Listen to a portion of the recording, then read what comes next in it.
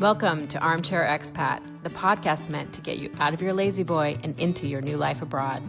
I'm Shannon Acton, founder of Bargain Homes Abroad, and I'm riding shotgun as we chase the dream of life beyond borders.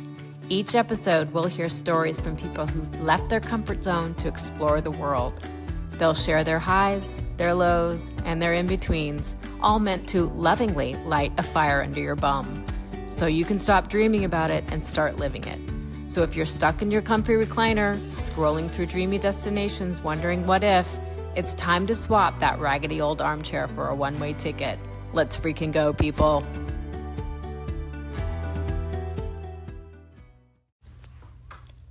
Today's guest is a true global citizen and a powerful voice in the world of travel. Jeannette Ceja is an award-winning bilingual travel journalist, TV host, and international speaker. She's been featured on BBC World News, ABC7 Los Angeles, Fox 11, and more, bringing her passion for travel and storytelling to audiences around the globe. With 64 countries under her belt, she now calls France home, where she's pursuing a master's degree in international relations. Jeannette is also my friend and a fierce advocate for women and diversity in travel. Today, we talk about what it means to follow your intuition, make bold moves abroad, and live a life that's aligned with your purpose. Here's my conversation with the inspiring Jeannette Ceja. Hello, Jeannette, and welcome to the Armchair Expat podcast. I'm so excited to have you here today.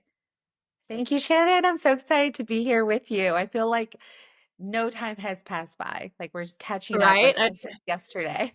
Exactly. And just for people who don't know, Jeannette and I have known each other for probably 10 years. We did some work together in the LA area. And so I've loved watching your moves and your travels and all of your accomplishments. Tell us a little bit about yourself, your background, and where you're from first.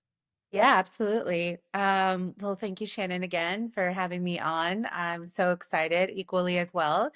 A little bit about me. So I'm from Orange County, California, originally, and was living there till about high school age.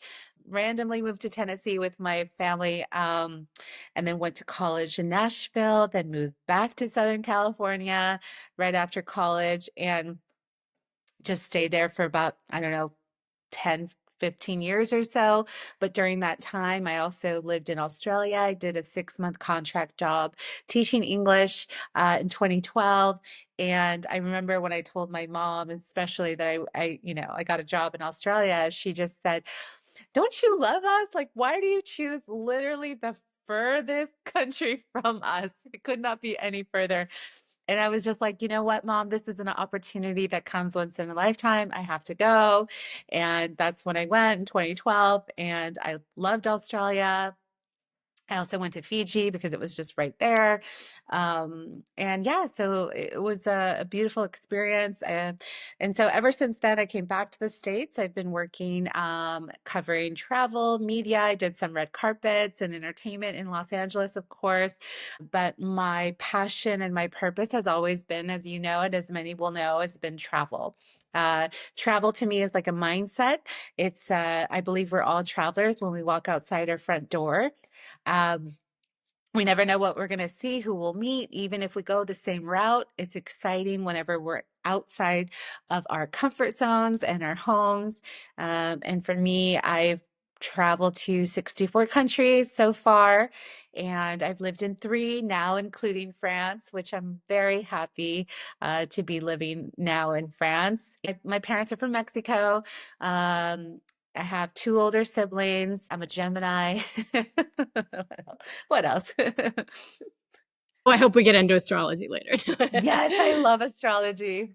So you mentioned you have had your passport at 9 months old. Yes, so according to my mother, I had my passport when I was 9 months old. So we would go at least once a year to Mexico City to visit her family, my relatives, my grandparents. And I pretty much have done that at least once a year up until the pandemic when I didn't travel for about 2 years. Um, but yeah, it's always been in me. Growing up in Orange County in the household, we would watch Spanish and English television. My mother speaks to me in Spanish to this day. So my mom really wanted to keep the two cultures, two language instilled in us. And I just remember every time we go to Mexico, for example, growing up as kids, we would go to different cities. Our grandparents would take us to the pyramids, Teotihuacan. They also had a summer home by the volcano, and so we would go spend the summers there. Once we were like in middle school, high school, my parents would say, "Do you want to stay the summers in Mexico City with your grandparents?" And we would stay the summers, and it was an incredible experience just to be immersed in, with our relatives over there. And that really, I think, planted the seeds for, this love of travel, this love of just exploring with my grandparents and especially my grandfather. He would take us in his truck and he would just love adventure. So it was always in us. And then when I was a teenager, my mom took us and her mom, my late grandmother, on a 2-week European trip. This is the first time I went to Europe. So I was about 15 years old and I was packing. And I remember I wanted to actually be back at home with my friends because my friends were doing some cool things in the summer and actually was so naive at the time. I said, "Mom, I just want to stay here with my friends." She said, "I'm not asking you. I'm telling you, you're going to Europe. I'm going to pack your things or you pack." And I was like, "Oh, wow, she's serious." And so I'm really grateful that we did that. So she had a travel agent for like a decade, and she said, um, this is our time period we have. My mom, so her mom, my grandmother just wants to go to the Vatican. So please just make sure the Vatican is on the itinerary. And so we ended up going that summer. We went to London, then we flew to Paris. Paris was like, wow, for me, that's when my love affair with France started when I was 15. Like I have photos of me inside the Eiffel Tower at the Palace de Versailles. I just was, I felt really connected with France. And then we went to Italy, we went to Rome, we went to the Vatican. And I remember when we went to the Vatican, that was my late grandmother's dream because she was super Catholic. And I remember we got off the bus and she just like, when she saw the Vatican, like in the distance, she got on her knees and she was like praying and getting a rosary out of her pocket and crying and so happy. So like, from a very young age, seeing the beauty, the impact of travel, seeing her dream come true of going to the Vatican, crying tears of happiness, of joy. Like we were like crying watching her. It was so beautiful. And I think that is what travel can do to you. It can really be an out of body emotional experience. And to me, it's equally as beautiful watching others have their dreams come true while traveling than for me. So that was really impactful from a young age. And then also on this European trip, it's kind of a full circle moment because I'm here now. I started my first travel journal. So just old school, just a little notebook, a little disposable camera. I mean, I did not have the allowance budget that, or the technology that we have today. Social media did not exist back then. Um, so I took little notes of everything I could, took little pictures. So that was also very pivotal in my life and planted a seed. Oh, I want to show people this, whatever I'm seeing. Because I want to remember. So I had to write things down. So that's when I first did my first travel journal. So from very, very young age, you can see all these, pivotal moments where travel has left a big mark in my life and a purpose. And it really has shown me meaning. Yes, you can say the rest is history. In high school and then in college, I knew I wanted to be a journalist. I knew I wanted to do travel, watching some of the great hosts like the late Anthony Bourdain, the Rick Steves, the Samantha Browns, who's still doing travel shows now. To this day, she's incredible. She's also a mom, so she just shows the possibilities, right? So these are just great role models that I had growing up. And I remember watching Samantha Brown actually. Do you remember that show she had called Passports to Europe, where she would just go like in Europe? And I remember one episode she was in Greece. She was like just in like some beautiful water. And I just remember telling my mom, Mom, I want to do that. I want to show people the world. I want to, and she was like, okay, like you're so cute, Leah. I'm like, no, you don't, it's not cute. Like I'm going to do that. So I kind of always known that this is the industry. This is what I want to do. This is where I want to focus on travel. And it's much bigger than myself. And it's much more meaningful. Did you know actually before that trip that you wanted to be in journalism, or was that kind of the impetus when you were taking the notes and the really telling stories and taking pictures? Did that plant the seed of, ooh, I want to be a journalist? That kind of planted the seed, even though at the time I didn't know that that could be a career. I just said, you know what? I better write this down. My intuition told me, write this down because you will not remember this. Like take notes, remember how you feel, take little pictures. So yeah, I didn't really know it at the time, but that's when I was falling in love with travel journalism or just being a writer. And with France, that was really a pivotal moment for me with France. And another thing is that I didn't realize until later in life was whenever I go back to France. So I've been to France ever since, probably like 15, 20 times, not even exaggerating. And every time I've gone since 15 years old, to visit or for work, for a conference, now that I live here, whenever I would say, when someone would ask me, you know, what's your name? You know, hello. And I would say, Je m'appelle Jeannette, you know, they would say, do you know your name is very French, but like very French? And I kept, oh, really? I didn't really know that. And the French, the locals tell me that it's a really older name in France. And so maybe it's not as popular or common now, but they're always surprised, like, how did you get that name? And I'm Mexican American, and it's not common in the US. I mean, I don't know many Jeanettes myself, or less in Mexico. And so I asked my mom, and she just said it was because when she was growing up in Mexico City, one of her porcelain dolls was Jeanette, and she just loved the name and stuck with it. But to me, I think it was just my destiny was to be here, and it was just meant to be. So you've moved abroad a couple of times. Your most recent has been to France. So your first stay was in Australia, and then what was your next move abroad? So yeah, so actually even before that, I did a study abroad in college. So I lived in Sicily for 3 months. And you know, that was just an excuse to have an experience to live abroad. I had to really convince my parents, like, no, this is great for college credit and you know, blah blah blah. Blah. They're like, well, why can't you just do it here? And I said, well, it's not the same because, you know, why would I learn Italian and in Nashville, like I need to go to Italy.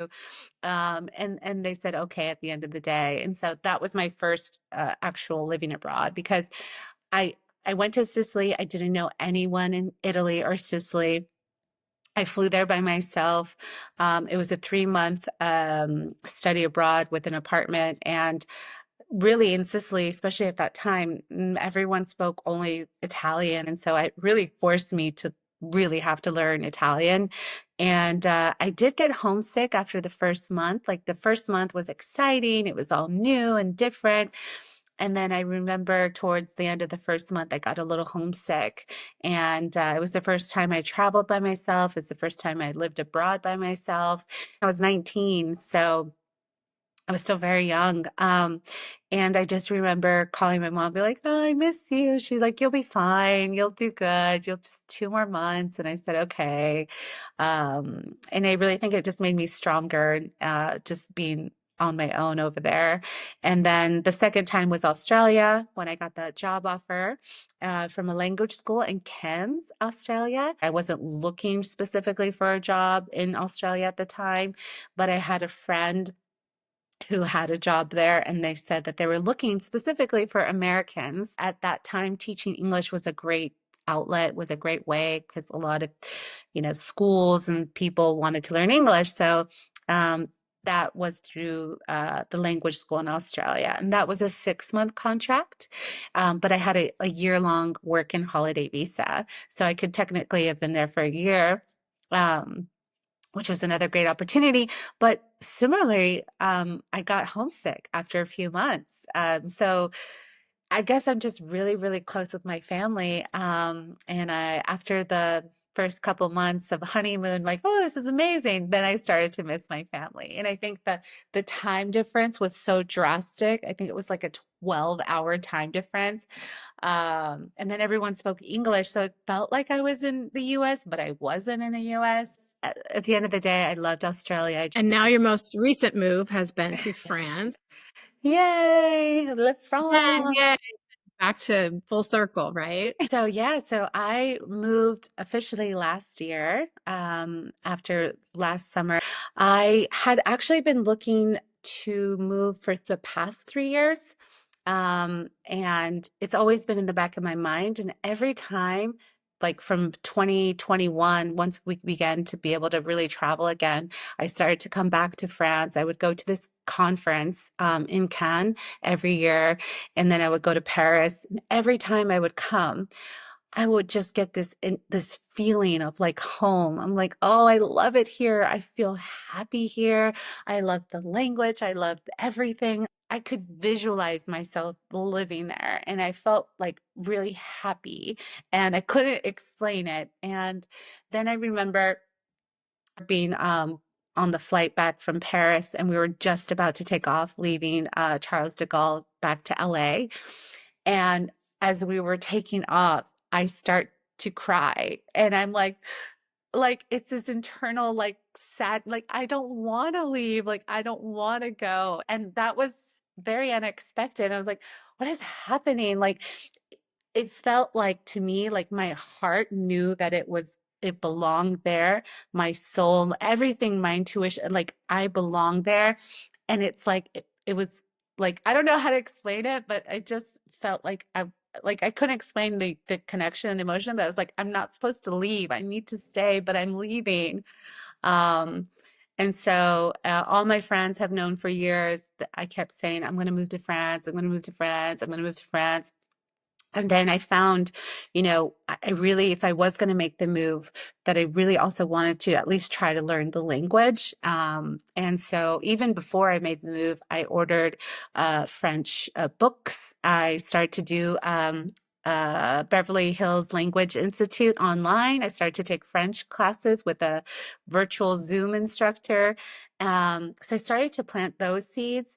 And then I started to look into master programs in France because I said, this is something that I want to do. I want to study French, and I also want to get a master's in international relations, because after traveling for so many years to so many different countries, um, I really felt like, okay, I had peaked. Like I had seen a lot, but I want to go more in depth. Like I want to know more about the world. And I looked into all these programs, and I started to apply. This was over a year ago, and I got accepted. And I came last summer to look at the school that I'm currently in right now. And I just fell in love. I said, you know what? I got to just do this. This is meant to be. And the school is incredible because it's a school of a lot of former diplomats have studied here. So even one of my professors is a former US diplomat. Another professor is a former human rights lawyer for the United Nations. So these are kind of the caliber of the professors and the classes and the curriculum that they have. Like we go to US embassies, we're going to go to Brussels next month to do all these trips. It's incredible, and it gives me a more in-depth knowledge of travel and tourism in the world than just, surface. Like I want to know more. And I think maybe one day I would put it out there. I would love to be maybe a diplomat and or represent women in a space where I can really empower them. Like this program, it's been very challenging in a good way. And then on top of that, I'm learning French classes 3 times a week with a tutor. But this is amazing because this is like really challenging me. And this is what I like. I want to challenge. I want to grow. I don't want to stay the same. Personally, that's just not satisfying for me. Like I want to constantly grow and be challenged and learn. And it's funny because even though I'm a student now, like a grad student, master's student, I still speak to students. So yesterday I spoke to a travel reporting class at the University of California, virtually, of course. They're doing journalism and they have a travel reporting class and they want to know, like from me, how did I do it? What am I doing? Having any kind of guidance. And that is also another full circle moment for me is having the opportunity to help students, to mentor, because it's really important. And, giving them any kind of guidance. If I was a college student now, what I wish I would have known, right? I give them advice like that because a lot of these things like social media, the internet, iPhones, these things didn't really exist when I was growing up. But this is a great tool. This is a great platform. This is a great technology that they can really use and it can help them, right? Especially when traveling, right? Because we want to see videos, we want to see photos of traveling. You've been a really big champion of women and especially, the Latino community, and women, in travel. And why is that important? It's really important for me personally. It's part of my why. My why is because growing up in Southern California, I really was always looking for role models, looking for someone that I could identify with, that I can look up to, that, for example, when I watched television, there were women on TV, but not as many maybe as now. So I think as a young girl, especially as a teenager, for me personally, it was so important to see someone that looked like me so I could feel seen, I can feel included because I just wanted, I think for me, I wanted to feel that it was possible. So growing up, I don't remember seeing women astronauts. I don't remember seeing women pilots. I don't remember hearing or learning about them. So I actually didn't know it was possible. So, but I say now, we have so many amazing examples of women who are astronauts, who are pilots, who are engineers, who are, CEOs and owners of hotels and leaders in different sectors and spaces. And doing incredible work. That's why me as a reporter now, I really want to be that medium to share the story with the public because they're out there and a lot of people just don't know, right? They don't know about it. So they don't know it exists.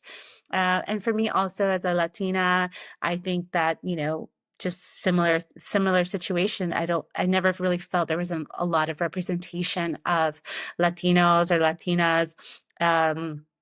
In a lot of these spaces. Just as a teenager, I look back and I just didn't see it. I didn't know about it. So that's why I feel really, really passionate about it now as an adult, because I guess internally, I just don't want anyone else to feel that way. Right. And I think especially as a woman, I want the young girls, I have 3 young nieces. I want them to see themselves in whatever industry, whatever career they want to do. I want them to know that it's possible and that they can do it. And I want to make sure that they go for it. Like, I just don't want anyone, especially young girls or women, to limit themselves. That's why I'm so passionate about women empowerment. My master's thesis is going to be on women leaders in international relations, and I'm going to really focus on tourism because I feel like we could always use more women in the tourism sector as well. So yeah, as you can see, I'm very, very passionate about women empowerment, feminism, about inspiring more diversity. I feel that, just for me, it's just so everyone can feel seen and heard and feel like they have a seat at the table. Mm, I love that because I mean, now more than ever, it's so important, isn't it? Yes, yes, absolutely, absolutely, yes. So earlier you mentioned intuition, and I want to touch a little bit on like how does your intuition guide you in your life? Not only moving abroad and in your career and everything, but like how do you tap into that and how do you use it and trust it? Growing up, I really didn't trust it. I've learned throughout my life, especially now in my 30s, I've learned to trust my intuition, really just sit with it and trust the first thing, the first feeling, the first emotion that I get to really trust it. Um, And that has been like life changing for me. But over the past couple of years, Shannon, I've also started to do a lot of my healing journey. So a lot of my inner healing work. I mean, I always say, like, I'm a recovering perfectionist. I'm a recovering people pleaser. These are things that I didn't even know consciously. That was subconsciously. This just was who I was, and I thought that's the way it was. But I had a lot of difficult lessons that kept teaching me, like keep teaching me the difficult lessons, and till I learned, like, okay, being a people pleaser, putting my needs and wants last is not good, and it's not selfish to say, no, it's not. So just having to retrain myself, reprogram myself, really do the self love, really look at myself. And I realized too that I didn't have the fear of failure because I've also failed many times. I've dealt with rejection. I've dealt with ghosting. I've dealt with everything. Um, but it was more, I had a fear of success. So whenever I would be successful, or whenever people would see me or compliment me, or, things like that, I would feel very uncomfortable. I'd be like, oh, because I realized later it was a deeper wound of worthiness. I didn't feel worthy. Even if I did all the hard work, even if I did my best, there was internally a worthiness wound that I didn't know I really had. And I had to work on that. I had to really, really work on my worthiness. Like, no, Jeannette, like, you do deserve this. It's okay to be successful. It's okay to play big because, Shannon, I played so small. I dimmed my light so much. Especially someone who's very empathetic and full of empathy, I felt whenever I was successful or shining, sometimes it made people feel uncomfortable, or sometimes it made people envious, or whatever the case. And so I would kind of downplay it. Or if I was dating a guy, even personally, I would downplay my success. I would downplay a lot of things just so I wouldn't, and make them uncomfortable or what. So like I realized that later in life, but that is all shifted, because at the end of the day, I think that, the people who are happy for you, who want to celebrate you, those are your people. They don't want you to play small. They want you to go out there and like succeed and like play big and shine, and they're going to be right there rooting for you. It's like an abundant mindset as opposed to scarcity mindset. And I'm still a work in progress, but I feel like now I'm in such a better space. And as far as the people pleasing skills, I've really worked on that a lot, because at the end of the day, I also learned people are going to like you or not like you, and it might have nothing to do with you. Some people will be like, why is she so happy? Like, that is just so annoying. And I'm just like, well, it's so too bad. Like, I'm not going to be a Debbie Downer. I don't want to be like miserable. I really try to find the light in any situation. I'm like an optimist. I really try. Um, and so I'm just not going to change that about myself.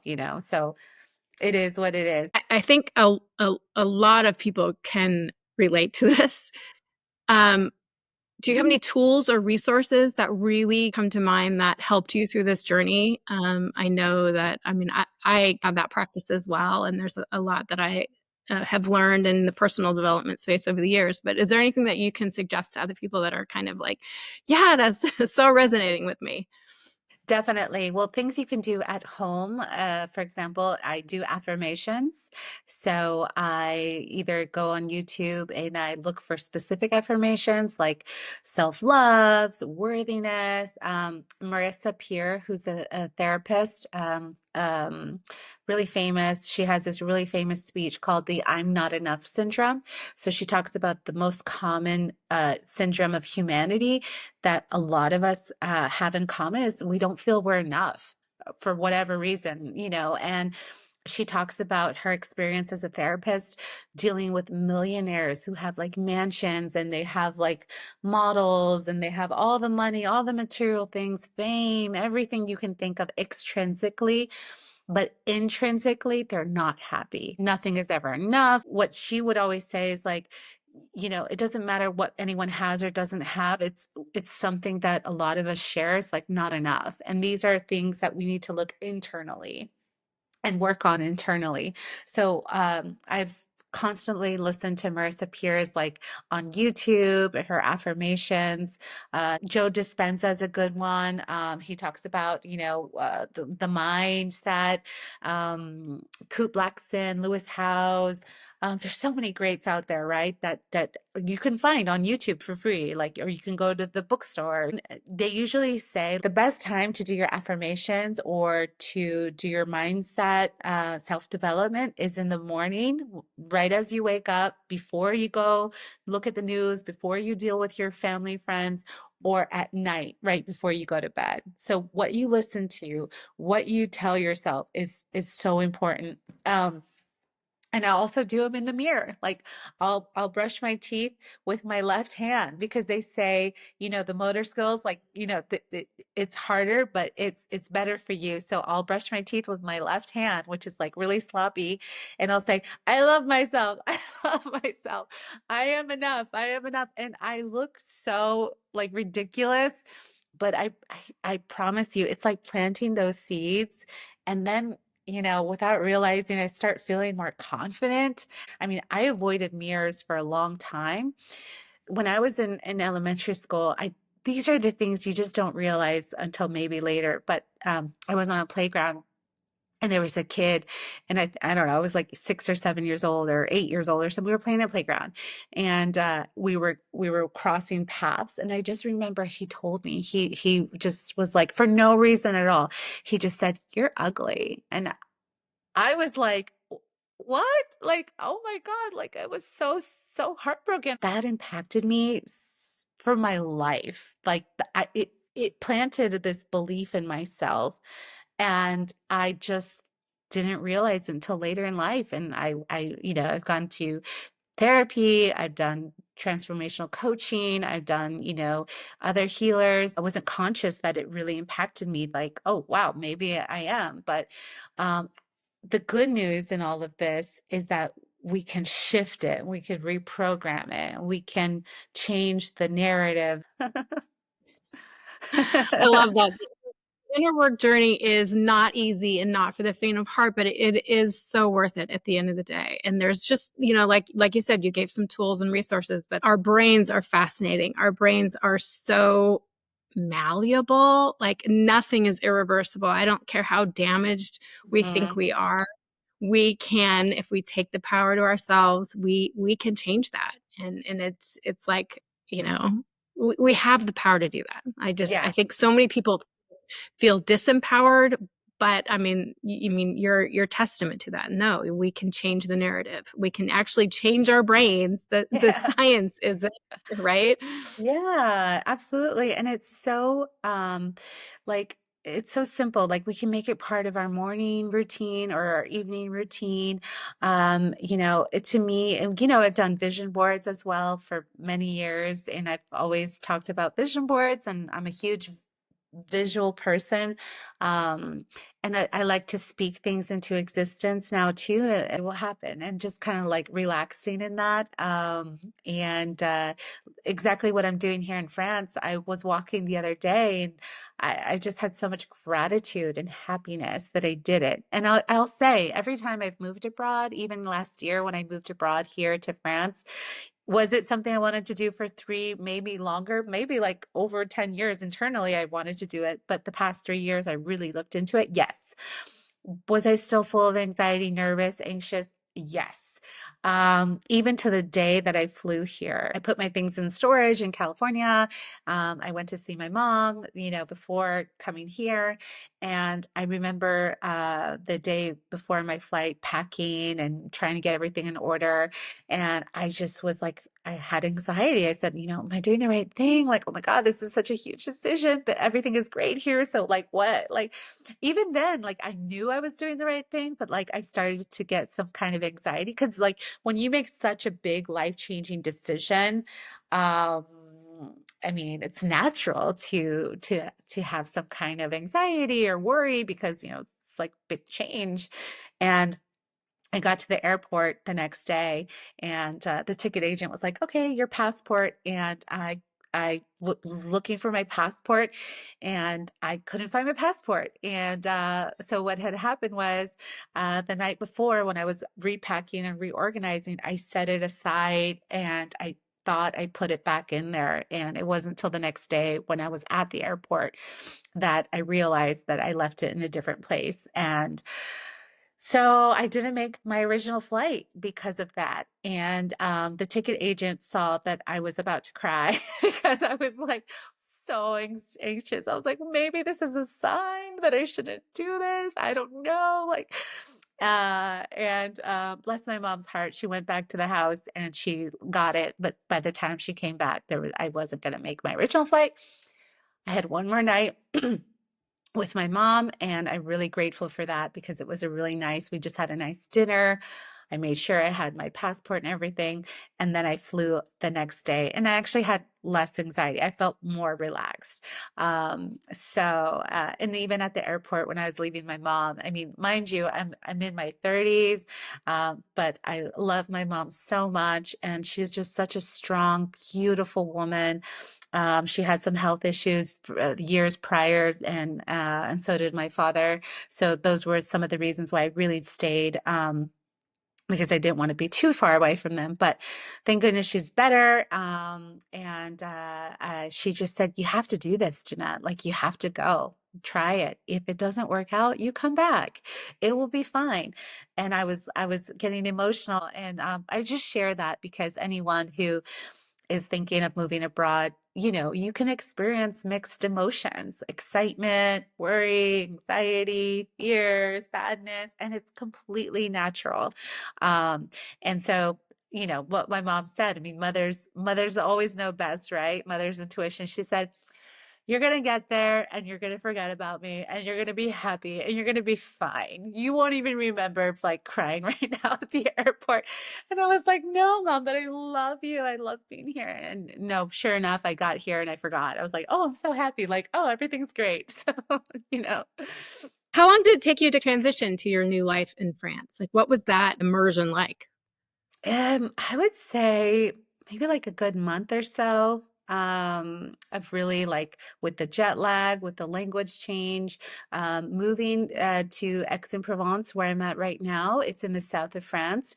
It is a smaller city, but it is a city kind of where there's a lot of alleys and a lot of beautiful passageways. If you just go the wrong way, it's easy to get lost. So I kind of had to familiarize myself with the new city, get lost a couple times, but now it's like I know the city so well now, but um, and kind of getting, comfortable really speaking French because everyone just speaks French here. So like having to really, okay, now is the time. It's not like Paris, where Paris, more people speak English, of course. It's like people here speak English, but they really like when you walk into a store, a restaurant, they say bonjour and they really expect like you got to say bonjour back.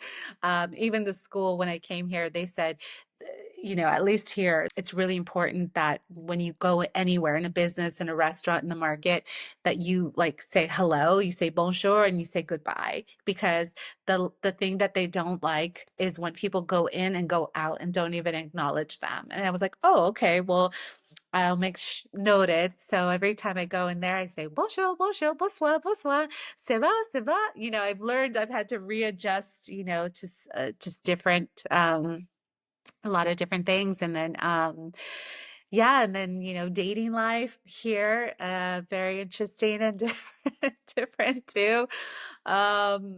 And just learning the language, being immersed into this, but I love it. I love it. Even when I get lost or confused or I can't fully articulate or communicate, I still love it because it's challenging me. And I have a gym membership at a local gym here as well. So like I'm really building my community here. The spinning class, Shannon, is all in French. So that was really cool. So I am like learning, listening and watching. I'm just like, okay, like I gotta do this. Like, so it's cool. I'm having a lot of my first experiences. I had my first French haircut where I had to use Google Translate to really just say, just un petit peu, a little bit, please. It's really fun. Is your goal to stay in France beyond when your program ends, or what's kind of the future hold for you? Do you know? Absolutely. My plan is to stay here for at least 2 more years, hopefully longer. And I mean, ideally, I would love to stay in France, but I wouldn't just limit myself to France. Like I would open it up to Europe as well. So like if like another opportunity came in Spain or in Italy, I really just love being in Europe, but um, I would prefer to stay in France. I really feel like there's a past life here. I feel like there's a deep, deep connection here. And hopefully there's like a longer future here. So, because France is just so beautiful. And from the north to the south to the villages to, of course, Paris, you can go millions of times and still not see everything. It's just so beautiful. Like I'm in love. I'm in love with France, and everyone can see that and hear that and feel that. Like they just can see it. Like I can't hide it, can't deny it. I'm just so happy here. On that note, is there anything that you missed that you're surprised about the United States, about home? Yeah. Well, I miss Mexican food. I mean, in the US, I mean, we have a lot of great Mexican food. I really miss Especially Orange that. County. Let's Oh not let, yeah. yeah. Oh yeah. Orange County. Um, let's see, what else do I miss? I mean, more than anything, I just miss my family and friends that are back in the States. Because I feel like everything here is similar. I mean, there's concerts, there's marathons, there's fashion shows. I think here there's just so much to keep you entertained and learning and growing, museums. Honestly, just my family and friends and Mexican food. Love that. What would you say? I think I'm doing this podcast really for people who have that seed of I'd really love to move abroad, but I think a lot of them have this fear or excuses. I'd love to, but I can't because of this, and this. What would you tell that person who is thinking about doing it, but is either scared or feels like they don't have the um, like the resources to do it? Yeah, I would say it's completely understandable and relatable that they're not alone in that. But I think that moving abroad is a big change, right? Especially if it's more than one person. Like for me, in my circumstances, I'm a single person, so for me it's different, right? So for me, it's just me, and deciding to move really just affects me. But considering there's people who are either married or with children, their circumstances are different. So I understand that, that may have more concerns. But I would say, something that like my mom would tell me is if it doesn't work out, just come back, right? Even if it doesn't work out for whatever reason and you come back, at least you tried, at least you went for it, at least you did it, right? I always advocate to travel because people may hear a story about a country or a place and say, "Oh no, I'm never going to go there." I always say, "Well, you know what?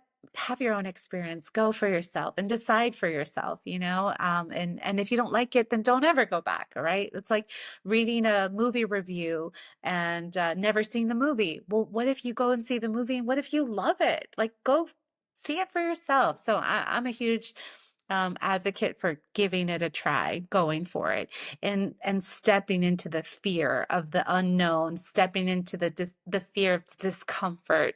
I stick out so much here, like you would not believe. Like people, like I stick out so much, but I embrace it. I obviously don't look like I'm a local here but I don't care. Like I'm happy, and I think that people come talk to me more actually, like the locals, like the French people. They want to know, well, where are you from? What's your story? And it's like that curiosity, and they're so welcoming here. They're so friendly. I've had just such great experiences since I moved to France. Um, and since being here in France, there are so many expats and Americans that I've met that have moved for different reasons and had similar fears, or they came to visit here and they just never left. They're like, I, I'm never leaving. Like, or they just, left everything. And the Americans that I keep constantly meeting, even today, I had coffee with about 10 Americans because I'm part of a WhatsApp group called Americans in X, and I'm also part of a group called Latinos in X. So it's like really cool. Like there's a huge community here, and I'm always curious on how and why they moved here as well, and just all different stories. But we all share this similar like you just you dip your toes and yeah, you're like worried and scared, but then just jump and see how it goes, and if it goes great, and if it doesn't, okay, come back. Like, you know I mean, all of the Americans, for example, that I keep meeting here are so happy. They're very happy with their decisions moving here. Some of them with families, with little kids, with older kids. Some of them, retired, widowed. Some of them in their 20s, 30s, 40, like everything, all walks of life, all kinds of jobs, from digital to, being a professor to being a student. So like for me, it's fascinating, and it just shows me like, yeah, they're out here. And I think they're brave because again, it's not an easy decision, but I'd rather live with what is that saying? Like like you regret it, but you did it, than never doing it and letting the fear of what could happen stop you from even trying, right? And so I have my little nieces, and they tell all their little friends, like, "Oh, my auntie, she lives in France, and she's been studying in France." And my 13-year-old niece, my brother and sister-in-law told me that her friends came over the other day and they got a little notebook and they said, "Okay, tell us about your aunt. How do we study in France? What do we do?" Like they're taking notes. And I was like, "Oh my God, that's so cute." Like inspiring, like all these younger generations of possibility. Because again, that's like 193 countries or so in the world. Like to me, it was always like, I want to know, I want to see, I want to explore. And the more I travel, Shannon, the more I realize how much I don't know. Like I think I know, but then when I go, I'm like, wow, I never knew this. They call Aix-en-Provence the city of 1,000 fountains because there's water fountains everywhere. They also call it the little Paris of France, because also a lot of Parisians are relocating down here as well. So it's like I'm constantly learning. This is the year of Paul Cézanne, the famous French painter. He's from Aix-en-Provence, and this year the whole city's dedicating museums and exhibitions about him here. So like I'm constantly learning as well. So this is what I love about travel. It's like you're always learning and growing. And I'm also a Gemini, so we'll get back to astrology. I'm a Gemini, and if you know Geminis, you know that like we are the social butterfly. We are constantly, we're an air element. We want to learn and grow, and it's hard for us to stay grounded and sit still, but we need that constant like knowledge, and we have that curiosity. So it's like perfect for me. I love that you kind of full circle brought it back to astrology, right? And you mentioned that you had an astrocartography reading several years ago. Yeah. Hey, tell me about your reading and what, surprise, surprise, it had France in it. Yes. Back in 2019, I was in India and I was in Jaipur, and I got my palm read by this astrologer. Everyone said you should get read by him. And he told me in 2019, he told me, you're going to move overseas. And this is before, the pandemic. This is before a lot of things. And did I want to one day? Maybe, but I wasn't like, I want to move. And I was like, I don't know. And he goes, yeah, you're going to move overseas very far away from where you are right now. And that always stuck with me because I was like, nah. Um, and then moved 2024. I did move. But okay. So a couple of years later, I was in Tulum in Mexico. And this astrologer, she, asked for all my information, like the day, the time, where I was born. And so I gave her all my information, and it just like the world map with like the lines and all this like, coordinates. And I was like, I have no idea what any of this means. And so she literally sat down next to me in the computer and she showed me, well, this is this line, and this is for like the best place for career and the best place for love and the best this and that. Honestly, all my lines went like through the middle of France and like down. I think I had one line that went randomly through the Midwest of the US. I was like, okay, but like kind of where like North Dakota, South Dakota, like really random. I was like, okay, that doesn't, oh, well, I don't know, maybe. But France made sense because it just career and like love, like just my lines went through like the center. I told her, I was like, that's funny because every time I'm in physically France, my vibration just like phew, I'm happy, things happen. I feel more like I feel romantic. I feel like a shift. I feel a difference. And that's when I was like, huh. So like I started to put like all these things together. And then my last apartment in California, without realizing it until I had to put all my stuff in storage, to move, like this giant artwork of Paris, like giant, like over my living room. The decoration was all French, like it was teal and turquoise and white, French, all Paris, all France. And I was like, how did I not realize that I was always like obsessed in love with France and how like it was just meant to be? And then you go back to my name. I made all these like connections and all of these like of course later in life, but that's what I say, like Shannon, like I feel like it's meant to be. Like I am where I'm supposed to be. And that's why I'm so happy. Like yeah, I miss my family, I miss my friends, but I'm so happy. So, and things just happen here. Like so much happens, like career, school, love, this, everything is happening. Like it's just flows. It flows very beautifully. And that's what happens when you live your destiny, right? Because Yes. you're the embodiment of living your destiny and really living exactly what your purpose and your mission on this earth is. And it's so beautiful to see. Thank you. I'm so On happy. that note, where can everybody connect with you? Where can they find you?